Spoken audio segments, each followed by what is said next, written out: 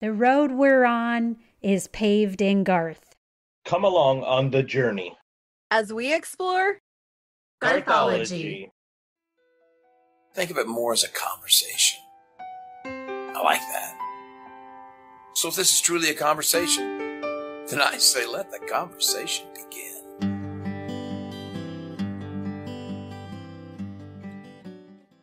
Showtime!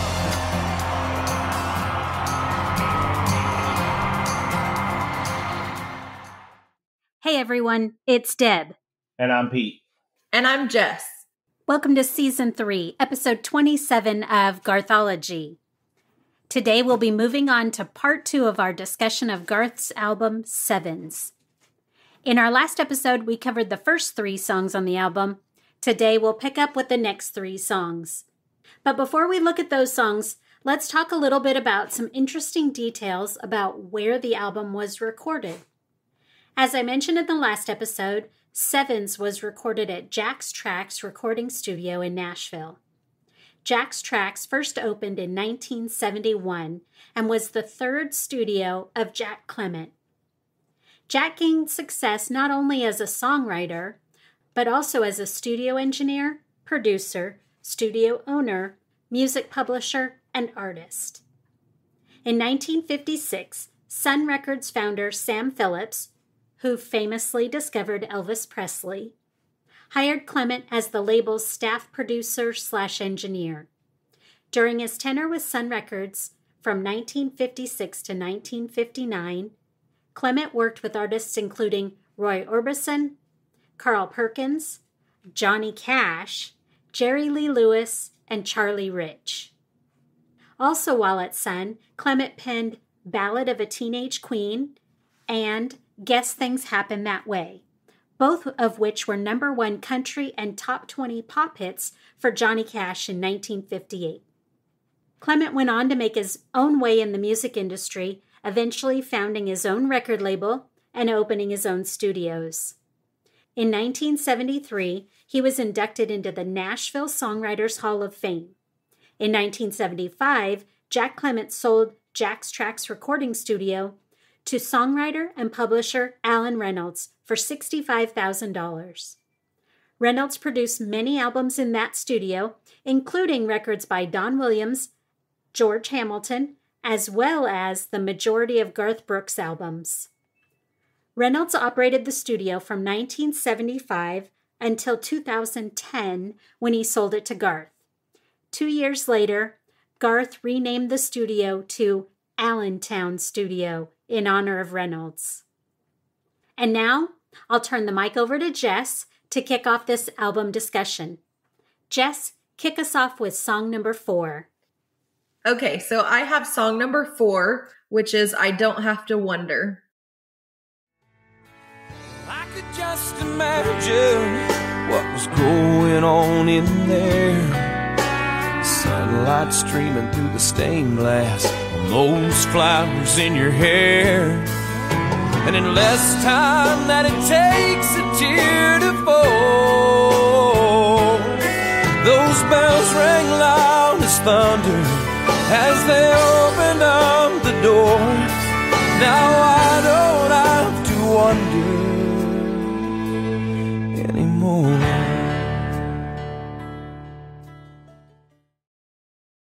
I Don't Have to Wonder was written by Sean Camp and Taylor Dunn.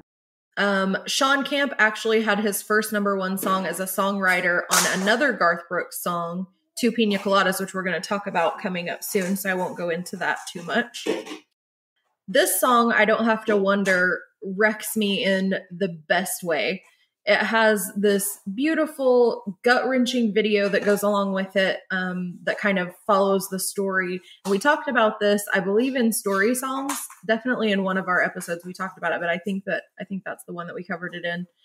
And we talked a lot about it there, but it still, no matter how many times I hear it, I get goosebumps. And the music is just as moving. I think I've never heard an instrumental version of it, but I think if I heard the music alone, it would be just as moving to me as the lyrics are. I'm not sure how you would get that choir sound without lyrics to it, but They could pretty much be singing anything, and just that sound along with the music is so beautiful and so moving. But the song tells the story of a man who's watching the woman he loved and lost get married to someone else. So painful and brutal right off the bat. There's a beautiful passage in the end where the man in the song drives to a bridge and he tosses the woman's ring into the water. So presumably he was either married to this woman or engaged to her at some point. But as the music swells and the song and the story crescendo, it kind of switches gears, and it's suddenly not the ring going under anymore, but the man. And the song says, well, the angels sang like thunder as I felt myself go under, and now I don't have to wonder anymore. And every time I hear that, I just break out in goosebumps. I mean, I've heard the song a million times. I can't even count how many times I've heard it, but I have the same feeling every time I hear it. And there's very few probably songs that continue to elicit that response over time, but this is one of them. How do you guys feel about this song? Is it one that you listen to? Is it one that you skip over because it is so kind of moving and it's not, maybe a playlist song? For me it is, but what do you think about this one, Pete? Yeah, I love this song. Like you mentioned before, we got to talk about it, and I'm so thankful that we get to talk about it again. Like, this song really does deserve to be talked about all the time, in my opinion. It definitely was a song on my playlist. And it's, again, I mean, there's so many Garth songs, and I know I say it a lot, but it's one of those songs that it just comes back and you just want to replay it. Mm-hmm. The lyrics, or going back on also another thing you said, as far as the music goes, the music, the instrument, and then the lyrics, Garth's voice in this one, it's really good. And I never thought about just to take the lyrics away from it, break that song down. Like, that would be interesting to hear on this song, because there is a lot going on back there in the background. The lyrics, the words, they paint great pictures in this song, like we've talked about before. But this song is one of those that they all tell great stories, but there's a couple songs that could really just take me and put me right there. And the way that the lyrics are in this, and the story is told, I could sit there in that man's shoes. Like, they talk about the stained glass on the church. I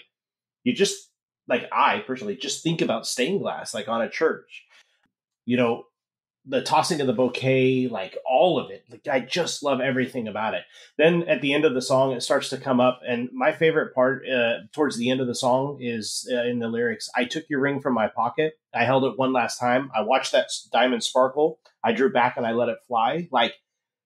I know that leads up to what you were talking about, going under and the angels and all that. But I could take those lyrics that I just read and maybe put those in the top 10 of my all-time favorite Garth lyrics. There's just something about those lyrics. I'm listening to that song. I look forward to it getting to those lyrics in the song, but one that I thoroughly enjoy. What about you, Aunt Deb? What do you think? Well, I love this one. And like Jess said, this one wrecks me. This song gets me good. You did mention too, we talked about this. The episode I think of when we talked about this one was in our heartbreak list.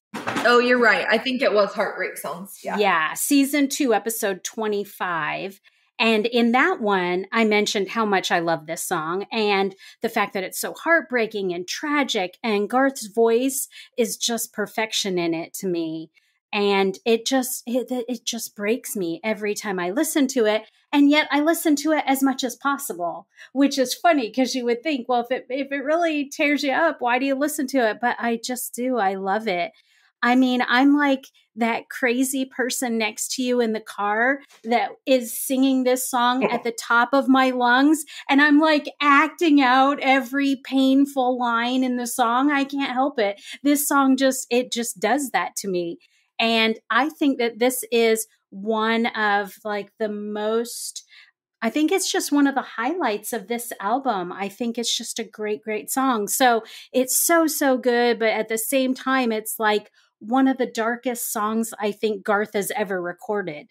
So I don't know why. It's such a paradox to me that it's so heartbreaking, but I love it so much. So if you listen to that Heartbreaks episode, you may remember me mentioning the video too, and how it's a haunting music video. And it is literally haunting.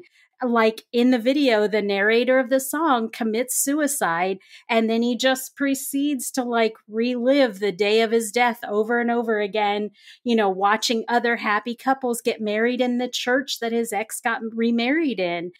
The video that I don't watch very often. I mean, I will listen to this song every other day, but the video, I can't watch it.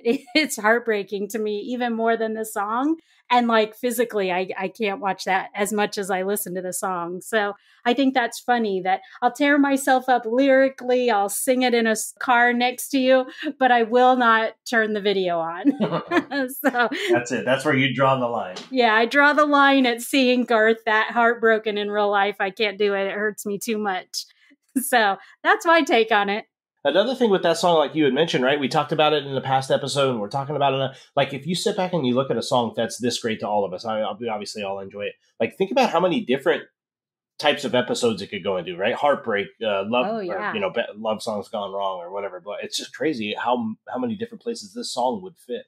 Great song. Because like Jess said, it would absolutely be a story song for sure. This is one of his really good story songs.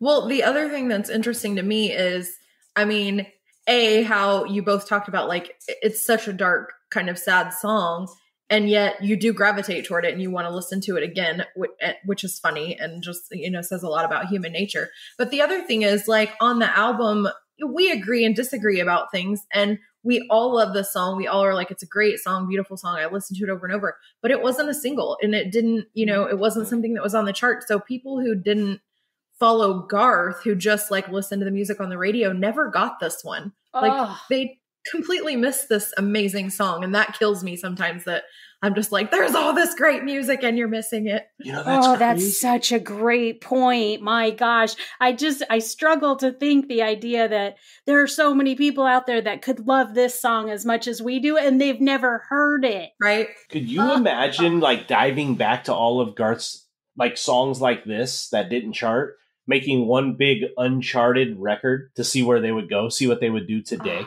and then release them all as singles. Like truly release them. Yes, I'm in. Like really get the play they deserve and really get a chance. I mean, there's no way it would never happen now, but it would be amazing. And I'm certain not all of them would probably be hits, but I bet if they got the airplay they deserve, a lot of them would be. Yeah. And that's a shame. Crazy how many more number ones he would have. Yep. Mm-hmm.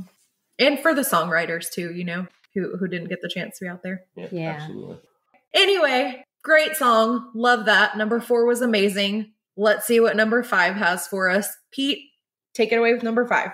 Yep, I get song number 5 off the Sevens album, and it's Two Pina Coladas.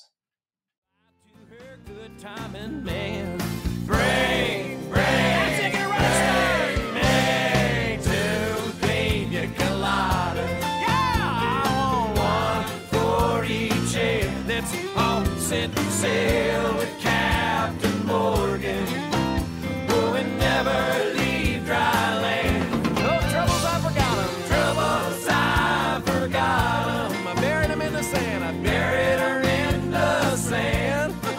So bring me two pina coladas. Two Pina Coladas was written by Sean Camp, Benita Hill, and Sandy Mason. Like Jess had mentioned before, this was Sean's first number 1, and this is a name that you kind of start to see come up during this part of Garth's career. So I'm excited to learn a little bit more about this Sean Camp. It was released in March of 1998 as the 3rd single from his album Sevens, and it did hit number 1 on the Billboard country charts in 1998. So one interesting thing that I learned, and I want to talk about it. We always talk about how The Thunder Rolls was played in a D minor, and most other songs are played in what they call Cowboy D. While researching this, I actually found that Two Pina Coladas is played in F major, and it has a tempo of 120 beats per minute. Ooh. Now, I have absolutely no clue if that's fast, if that's a lot or whatever, but it sure sounded cool, so I wanted to put that out there. I read it, I was like, oh, that's cool, 120 beats a minute. Two Pina Coladas also reached the 29th position on the CMT's 40 greatest drinking songs, so I can see why. The song is just so much fun to listen to. The instruments and the music, it has that Latin sound. And to be honest, I never really paid enough attention to the lyrics because the song was really fun to me. So it was there. I understood what it was about, I guess. But I never I never paid attention to the story behind the lyrics. And then now researching it, it is kind of a sad story. It shows, what a little bit of Captain Morgan and anybody's thoughts could do for them. But I do go back to just how upbeat and fun the song is. I love the song. Thinking about other Garth songs, there's like a lot of other Garth songs that I would love in the live show. And, we've been fortunate enough to see a couple of them. But I don't think that there's a live show without two pina coladas in it. Like, there's just something, it seems like if you've been to enough Garth shows, there's this, the show comes in sections. And there's always that song that kind of, okay, things are kind of mellowing out. Let's just ramp this thing up and get everybody back on their feet type thing. And Two Pina Coladas is one of them, like, Papa Love Mama. So that's just one of those songs. I cannot see a Garth live show without Two Pina Coladas in it. So, great song, a lot of fun, real upbeat. And I'm going to have to find out if 120 beats per minute is pretty cool. So, and Deb, what are your thoughts on this one? I love this song. Like Pete, I also, in researching it, found out about that 40 greatest drinking songs of country music, which I thought it was great. This is a perfect song for that list. So I think number 29 on that list is pretty respectable when you consider country music has a lot of drinking songs. A lot of drinking songs. Right? Yes, it does. So I say that list is pretty awesome. I say, good for you, Garth. 29's respectable. Well done. So one of my favorite parts on this song are the loud, large crowd at the end that joins Garth at the very end of the song. I think it's a great touch. I think it really gives this song a party atmosphere that kind of sets it apart from most others, of course, except Friends in Low Places, which also has the crowd singing. And this crowd singing reminds me of that one. So I think that's a really cool thing that these two songs have in common. Those crowd singings at the end are just fun. And it always puts me in a good mood. And I'm thinking how much fun they must have had when they recorded this song. Like, you can just tell on both songs, this one and Friends in Low Places, you can tell that whole crowd was in it. They were having a good time. And I just imagine what that must have been like to be in that room and recording, those crowd songs for these. I think it just would have been awesome. And I would like to throw out a suggestion to Garth. So Garth, crowd sounds at the end of songs are a hit. It makes it really fun. I think you should definitely do another one. Only this time, I think it needs to be fans singing in the background. That'd be cool. Not a live album, just a group of us fans in the recording studio with him making these, crowd sounds. I'm in. I think the three of us each raise our hands to be a part of that. So there you go, Garth. I think that is something you should make happen. And I think because that's your idea, we get top 3 spots, period. Like, we get absolutely. to hold the microphone. We're in the front row. Yeah. We're in the front row. We get to, something like Push Marie or popping a can or, something, one of those sounds that gets differentiated in the background. I think we get to decide what that is. We get to yell out something special for whatever the next song is. I'm in. I think that should be us. Just saying. So I love Two Pina Coladas. It's a great song. I want to sit on a beach and drink a pina colada whenever I listen to it. So how about you, Jess? Are you going to sit on the beach with me? Yeah. This is one of my favorite songs. And actually, it's funny that you say sit on a beach because my first note, other than it's one of my favorite songs, is it gives me Jimmy Buffett vibes. Yeah. If you know me, you know that I have been a Jimmy Buffett fan since toddlerhood because my mom loves him and I've grown up listening to his music my whole life. Wow. So this really gives me that feel. It puts me in a good mood. And definitely if I was having cocktails on a beach, this song would be on my playlist. Or a cheeseburger in paradise. Or a cheeseburger in paradise. If you're going to have a cheeseburger with your cold drink, yes, all of it together. Sandy Mason, who Pete mentioned as one of those songwriters, actually also sang backing vocals on here. And I thought that was interesting and cool for her. My favorite line from this song is probably the "Let's set sail with Captain Morgan and never leave dry land." And Pete mentioned the Captain Morgan. It's just a clever, of course, I mean, maybe saying fixing your problems with alcohol is not a good message, but we're like kicking back on the beach and just, every now and then you do just have to let your problems melt away, reset and start over. And that's a good way to do it. And I think this is that kind of song, that's the message that it's sending, is when you have to just take the time, let the troubles roll off your back and reset. This is that message. I, like Deb mentioned, I love the crowd in the background. I love that sound. It just gives it a happy party kind of. I think without the crowd, it still would have worked, but it definitely gives you that vibe, the party vibe. The music is so catchy and it puts me in a great mood. Like Pete mentioned, it has a Latin feel.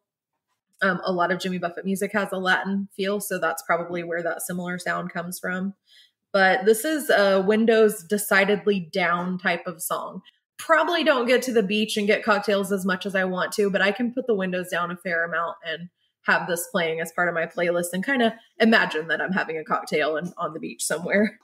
One final note that I found whenever I was researching this song, because now I'm on a kick about this, is the B-side of this song is To Make You Feel My Love. Oh, I just thought that was an interesting tidbit. Look at that. Right?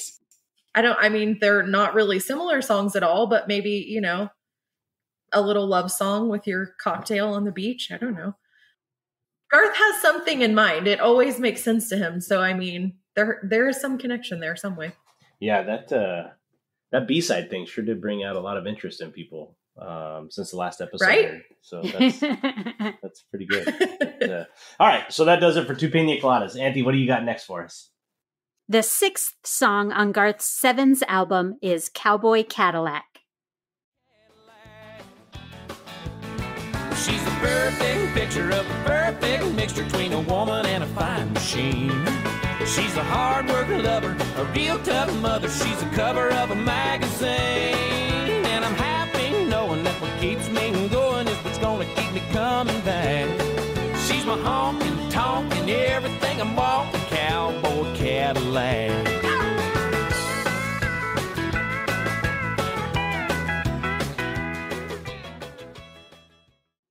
Cowboy Cadillac was written by Garth Brooks and Brian Kennedy. It was never released as a single, and it's not really one of Garth's well-known songs. It's a quick-tempo cowboy song about a woman who has everything the narrator needs. As he says in the song, she's the perfect picture of the perfect mixture between a woman and a fine machine. And I love the twist of that. I love the phrasing of that phrase.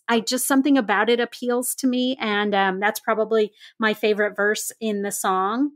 And to me, this is the perfect two-step dancing song. Like, I've never two-step danced in my life, but whenever this song comes on, that's what I see in my head as I see people two-step dancing. And I want to learn how to two-step dance. And this song, whenever I hear it, I think that's it. I have to learn how to two-step. So that's what, as I was researching it, that's all I kept thinking about during this was I want to dance. So if anybody out there can teach me how to two-step, I'm in. So Jess, what do you think of this song? Do you like it? I do like this song. It is not on probably a lot of my playlists, but when I listen to Sevens, I know it from that and I like it from that. It's a very fast, up-tempo song. It's fun. It's smart. Like you talked about, it goes back and forth between, describing a woman, describing a car. And there's a lot of clever play with the lyrics in there going back and forth. So much so that the first time I listened to it, well, maybe not the first time I listened to it, the first time I listened to it for research purposes, I had to go back and forth and be like, okay, are we talking about a car, but then we're really talking about a woman? Or are we talking about a woman, but then we're really talking about a car?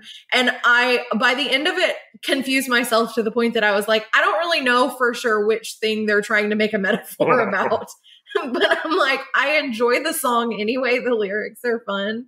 And usually I feel like I'm pretty certain about what most of the songs mean. But on that one, I was a little bit undecided because I argued it both ways to myself. So I'd be interested what other people's opinions are about that. What about you, Pete? What did you think? Yeah. So thoughts on Cowboy Cadillac. Gonna be honest, definitely not one of my favorites and probably my least favorite off the album. I do love the upbeat tempo that you guys talked about. And the country sound to this one is cool. I love the instruments and that country vibe that you get from it. The lyrics tell a story, but it's just not a song that grabs my attention. like listening to it while doing the research, I want the singing to be stopped and I just want the instruments to go. Like I really enjoy that part of it, but I start to lose interest in the song with the lyrics. And maybe that's because there is so much back and forth between, is it a woman? Is it a Cadillac? And there's just, and I kept asking myself why. Like, it's not very often I get a feeling like this when it comes to a Garth song, but I think it's that, and again, I don't know. I think it's that they're trying to say too much in such a short song. I mean, it's only 2 minutes and 40 something seconds long. And it seems like there's a whole lot of story going on. And again, I'm not even sure that that's why. I think it might just be something that I'm trying to tell myself on why I don't thoroughly enjoy it. It's not a favorite of mine. It's not on my playlist. I'm sorry if that upsets anybody, but those are my thoughts on Cowboy Cadillac. It's funny because you were like, if you could take the lyrics away and just have the music. And I hadn't thought about that. But when I listen to this song, a lot of times I don't try to sing with it because it is not my favorite. Like I don't skip it I don't skip the track when I'm listening to like the album, right. But I find myself just humming with it. Like I like the beat and I hum along with it, but this is not one that I sing to, even though I do know the chorus and could sing the words, but I don't. So that's interesting. Like maybe the music is great. And I mean, nothing against the songwriters, but the lyrics just aren't my cup of tea. Yeah. And maybe that's why for me, I kept focusing on the dancing also. So it's something about that music that we focused on without even realizing it. Huh. Interesting. Yeah. Right. Very interesting. Yeah. That is interesting. All right, everyone. That's it for this episode, where we've now covered the 4th, 5th, and 6th songs on Garth's 7th studio album, Sevens. Now let's go over to Pete for a shout out to one of our newest Garthologists. Shout outs. Yep, this episode shout out goes to Shelly G-Fan from Instagram. We are so happy that you found the podcast, and we hope that you are enjoying what you're listening to. And if you have any ideas, please feel free to reach out to us. Thank you so much, Shelly. Thanks, Shelly. Have you checked out our website at garthology.com yet? If not, stop by today and check out our past episodes and bonus content.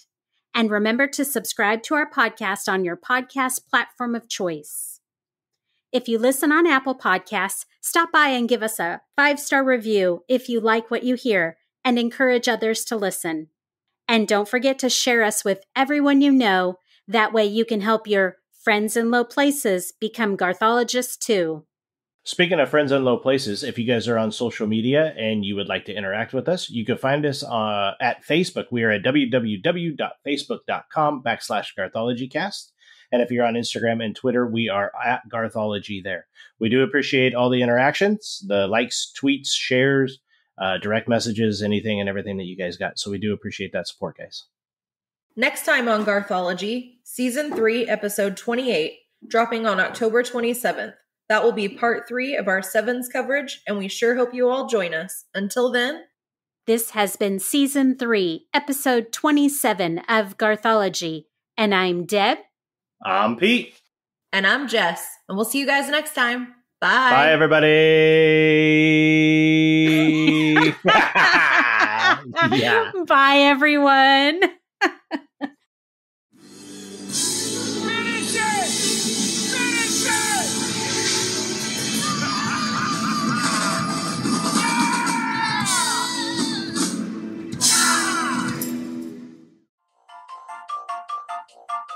Bloopers. That was funny. I love that you still come up with new ways to do that. I'm always like, how are they going to say bye this time? That's going to be different than last time. I just saw Deb like this, and I was like, okay, I'll just keep going. Waiting, that was hilarious. Waiting. I don't have to wonder what. It's like he has radar. That was funny. Hey! I open my mouth and Bo's scream comes out.